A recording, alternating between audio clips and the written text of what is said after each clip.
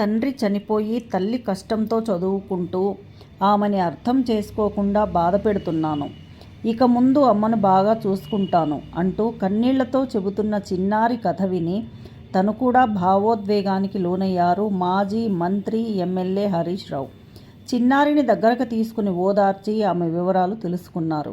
అనంతరం అందరూ పిల్లలు కూడా తమ తల్లిదండ్రులను బాధ పెట్టకుండా చక్కగా చదువుకోవాలని, అలా అని తనకు ప్రామిస్ చేయమంటూ కోరారు. సిద్దిపేటలో స్కూల్ విద్యార్థులకు భద్రంగా ఉండాలి, భవిష్యత్తులో ఎదగాలి అనే అవగాహన సదస్సు కార్యక్రమంలో ఈ సంఘటన జరిగింది.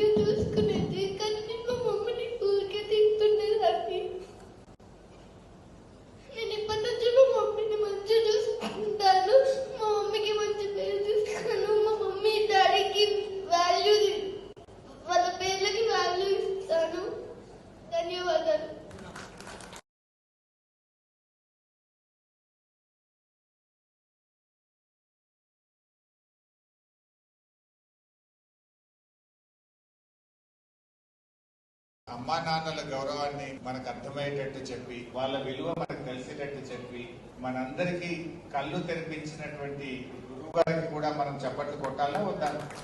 కమాన్, ఇంత వెళ్ళే కదా, ఎంత బాగా చెప్పింది రంజిత్ మనకు. Are you realized or not? అందరూ రియలైజ్ అయ్యారా? The value and the importance of parents and the teachers. You understood? Can I expect behavioral change from today onwards? ఈ రోజు నుంచి మీ అందరిలో మార్పు చూడొచ్చా నేను? ఎన్ని రోజులు ఉంటుంది మార్పు? Life time? Will you promise మీ?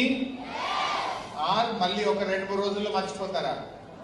వాళ్ళు ఎప్పుడు అమ్మ మీద గులగడము, అమ్మను తిట్టడము, అమ్మను ఇబ్బంది పెట్టడము, అమ్మను ఏడ్పించడం చేస్తారా? ప్రామిస్ ఇస్తారా నాకు? ఎవరి మీద ప్రామిస్? ఇంకా అమ్మ నాన్నని ఎప్పుడు ఇబ్బంది పెట్టను, అమ్మ చెప్పినట్టు వింటాను, నాన్న చెప్పినట్టు వింటాను, I love my parents, I love my teachers అని ప్రామిస్ చేయండి నాకు. Will you promise me?